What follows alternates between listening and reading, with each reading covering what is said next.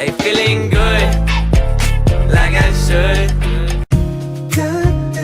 Kalau kita ingin menggabungkan sebanyak n himpunan yang masing-masing himpunannya berhingga, maka kita bisa mengatakan banyaknya gabungan dari n himpunan itu adalah jumlah dari masing-masing himpunan dikurangi dengan jumlah dari irisan dua himpunan ditambah dengan jumlah dari irisan tiga himpunan dikurangi dan seterusnya sampai kita bisa memperoleh irisan dari n himpunan.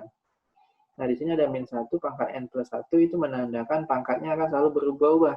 Bukan pangkatnya, tandanya. Ya, di sini kan kalau negatif 1 pangkatnya genap akan jadi positif. Tapi kalau negatif 1 pangkatnya ganjil akan jadi negatif, gitu kan ya. Makanya di sini tandanya positif, negatif, negatif. Itu maksudnya min 1 pangkat di sini. Ya, Anda tidak perlu terlalu merisaukan min 1 pangkatnya. Ketika Anda ngerjain soal, Anda tidak perlu menuliskan min 1 pangkatnya. Sebenarnya ada tinggal mengganti-ganti aja, tandanya ganti-gantian gitu ya, plus minus gitu.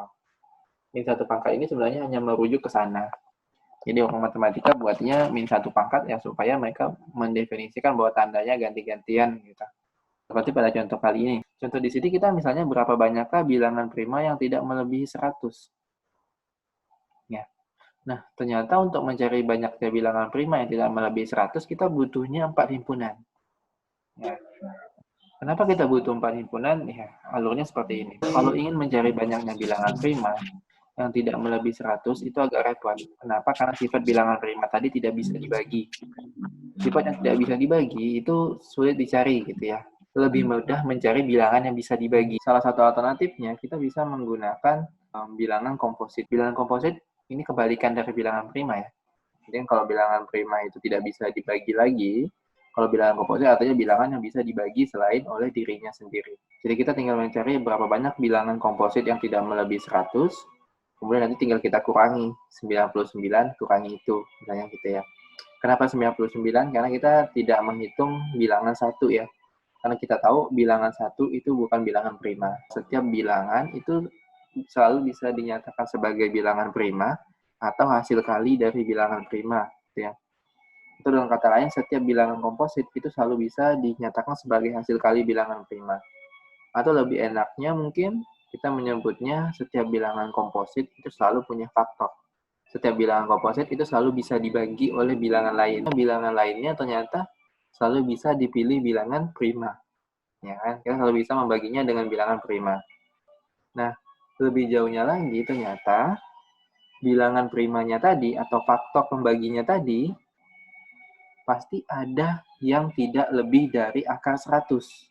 Kalau misalnya kita membahas bilangan yang tidak melebihi 100, faktor primanya pasti ada yang kurang dari akar 100. Kenapa demikian?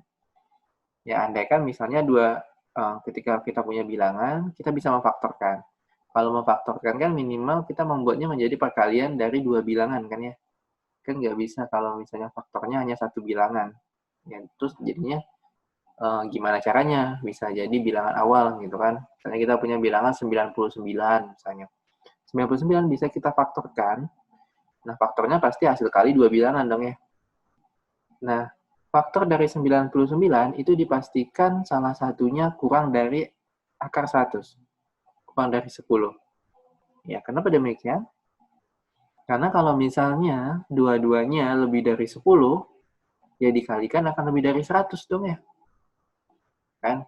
Sehingga pastinya faktor dari bilangan yang tidak mencapai 100 itu pasti kurang dari atau sama dengan 10. Ya, makanya tidak melebihi 10. Jadi kita bisa mengatakan bahwa semua bilangan komposit yang tidak melebihi 100 itu pasti bisa dibagi oleh 2, 3, 5, atau 7. Ya. Jadi berapapun yang kita pilih bilangannya asalkan komposit itu pasti bisa dibagi 2, 3, 5, atau 7 karena ini. Karena tidak melebihi 10. Ya, misalnya kita punya bilangan 99. 99 pasti bisa bagi 3. 98 bisa dibagi 2. 96 bisa bagi 2. 95 bisa dibagi 5. Jadi berapapun bilangannya itu pasti bisa dibagi 2, 3, 5, atau 7. Kalau misalnya tidak melebihi 100.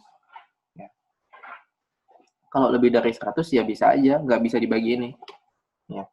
Contohnya misalnya 121. 121 itu hanya bisa dibagi oleh 11, kan gitu ya. Nggak bisa dong dibagi 2, nggak bisa bagi 3, nggak bisa bagi 5, bisa bagi 7. Tapi kalau bilangannya di bawah 100, itu pasti bisa dibagi ini. Gitu, karena sifat tadi. Nah, selanjutnya kita tinggal mencari ada berapa banyak sih, gitu kan ya. Bilangan yang bisa dibagi oleh 2, 3, 5, 7. Kemudian kita tinggal mengurangi. 99 dikurangi bilangan tadi. 99 kenapa dipilih? Itu karena bilangan prima 1 tidak masuk. Jadi kalau tidak melebihi 100, ya satunya tinggal dibuang kan gitu. Makanya 99 bilangan dikurangi dengan yang bisa dibagi 2, 3, 5, dan 7. Nah, sebelum ke sana ya kita definisikan dulu ya. Misalkan nih, bilangan yang bisa dibagi 2 kita kumpulkan menjadi himpunan P1. Yang bisa dibagi 3 kita kumpulkan menjadi himpunan P2. Yang bisa dibagi 5 jadi himpunan P3, yang bisa dibagi 7 itu kita jadikan himpunan P4. Kemudian kita akan mencari ada berapa banyak gabungan dari himpunan ini. Kemudian 99 kita kurangi dengan gabungannya. Itu untuk mencari bilangan prima ya. Kan kalau ini kan digabungkan kan jadinya komposit semua ya. Ya tinggal kita lakukan dengan prinsip inklusi-eksklusi. Oh ini notasi di sini saya notasinya agak berbeda. Maknanya adalah seperti kardinal ya. Jadi kan kalau kardinalitas kan kita pakai garis tegak ya. 2 buah itu sama aja kalau kita menggunakan N dalam kurung gitu. Itu sama maknanya. Kemudian di sini ada aksen ya, petik gitu kan. Ini menandakan komplement. Garis di atas sama petik 1 itu juga sama maknanya komplement. Artinya kita sedang mencari bilangan yang P1 komplement, P2 komplement, P3 komplement, P4 komplement. Artinya itu adalah bilangan yang tidak bisa dibagi 2, tidak bisa dibagi 3, tidak bisa dibagi 5, dan tidak bisa dibagi 7. Itulah yang menjadi bilangan prima. Ya, karena tadi kita udah tahu semua bilangan kalau misalnya komposit, itu pasti bisa dibagi salah satu di antara ini. Kalau tidak lebih dari 100 ya. Sehingga kalau tidak bisa dibagi oleh semua ini, pasti bilangannya prima. Nah, caranya ya tinggal 99 dikurangi prinsip inklusi eksklusi dari P1 sampai P4 kan gini ya. Ini kan 99 dikurang, sebenarnya kan ini ditambahin ya. Tapi karena dikurang, makanya semuanya dikurang. Jadi tandanya bertukar gitu. Ini prinsip inklusi eksklusi ya. Yang tadi didefinisikan. Jadi tandanya ganti-gantian dikurang, ditambah, kemudian dikurang, kemudian ditambah, misalnya gitu. Nah, masukin angkanya. Ya. Ada berapa banyak yang habis dibagi 2? Ya tinggal 100 dibagi 2. Ada berapa banyak yang habis dibagi 3? Ya 100 bagi 3.